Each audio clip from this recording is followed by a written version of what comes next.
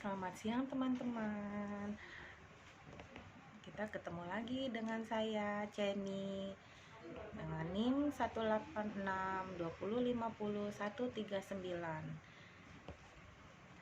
Hari ini saya akan presentasi MK Perkembangan Fisik Motorik dengan dosen Ibu Fitrah Mulyanti MM. Tema yang akan saya bawakan keterampilan dasar mengajar PAUD. Pembelajaran merupakan suatu proses yang kompleks dan melibatkan berbagai aspek yang saling berkaitan. Oleh karena itu, untuk menciptakan pembelajaran yang kreatif dan menyenangkan, diperlukan berbagai keterampilan. Di antaranya adalah keterampilan pembelajaran atau keterampilan mengajar. Mengungkapkan ada 8 keterampilan mengajar yang sangat berperan dan menentukan kualitas pembelajaran, yaitu keterampilan bertanya, memberi penguatan, mengadakan variasi, menjelaskan, membuka dan menutup pembelajaran, membimbing diskusi, mengelola kelas, dan mengajar kelompok kecil dan perorangan. Keterampilan guru dalam mengajar meliputi keterampilan bertanya, keterampilan memberi kekuatan, keterampilan mengadakan variasi, keterampilan menjelaskan, keterampilan membuka dan menutup pelajaran, keterampilan membimbing diskusi kelompok, keterampilan mengelola kelas, keterampilan mengajar kelompok kecil atau perorangan. Keterampilan bertanya. Keterampilan bertanya sangat perlu dikuasai guru untuk menciptakan pembelajaran yang efektif dan menyenangkan, karena hampir dalam setiap tahap pembelajaran, guru dituntut untuk mengajukan pertanyaan, dan kualitas pertanyaan guru akan menentukan kualitas jawaban peserta didik. Keterampilan bertanya guru meliputi keterampilan bertanya dasar. Keterampilan bertanya dasar mencakup pertanyaan yang jelas dan singkat, pemberian acuan, memusatkan perhatian, memberi giliran, dan menyebarkan pertanyaan, pemberian waktu berpikir, dan pemberian tuntunan. Keterampilan bertanya lanjutan. Keterampilan bertanya lanjutan merupakan lanjutan dari keterampilan bertanya dasar.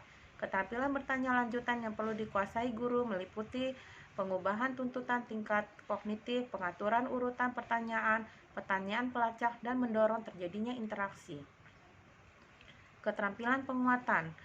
Penguatan atau reinforcement merupakan respon terhadap suatu perilaku yang dapat meningkatkan kemungkinan terulangnya kembali perilaku tersebut. Penguatan dapat dilakukan secara verbal dan non-verbal dengan prinsip kehangatan, keantusiasan, kebermaknaan, dan menghindari penggunaan respon yang negatif. Penguatan secara verbal berupa kata-kata dan pujian, seperti bagus, tepat, Bapak puas dengan hasil kerja kalian. Sedangkan pujian secara nonverbal dapat dilakukan dengan gerakan mendekati peserta didik, sentuhan, acungan jempol, dan kegiatan yang menyenangkan. Tujuan keterampilan penguatan antara lain meningkatkan perhatian peserta didik terhadap pembelajaran, merangsang dan meningkatkan motivasi belajar, meningkatkan kegiatan belajar, dan membina perilaku yang produktif. Keterampilan mengadakan variasi. Keterampilan mengadakan variasi merupakan keterampilan yang harus dikuasai guru dalam pembelajaran dalam upaya untuk mengatasi kebosanan peserta didik agar selalu antusias, tekun, dan penuh partisipasi. Variasi dalam pembelajaran adalah perubahan dalam proses kegiatan yang bertujuan untuk meningkatkan motivasi belajar peserta didik serta mengurangi kejenuhan.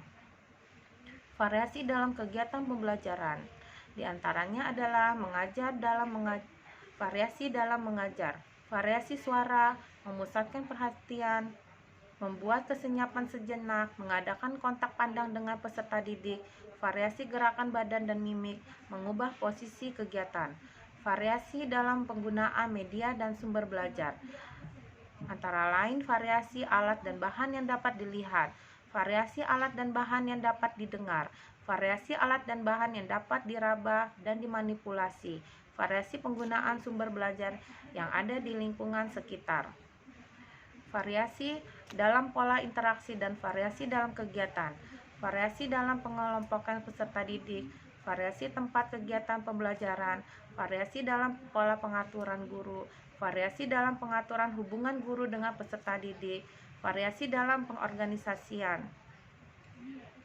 Keterampilan menjelaskan. Menjelaskan adalah adalah mendeskripsikan secara lisan tentang suatu benda, keadaan, fakta, dan data sesuai dengan waktu dan hukum-hukum yang berlaku. Terdapat beberapa prinsip yang harus diperhatikan dalam memberikan penjelasan. Penjelasan dapat dilakukan selama pembelajaran. Penjelasan harus menarik perhatian peserta didik. Penjelasan dapat diberikan untuk menjawab pertanyaan atau menjelaskan materi pembelajaran. Materi yang dijelaskan harus sesuai dengan kompetensi dan bermakna bagi peserta didik.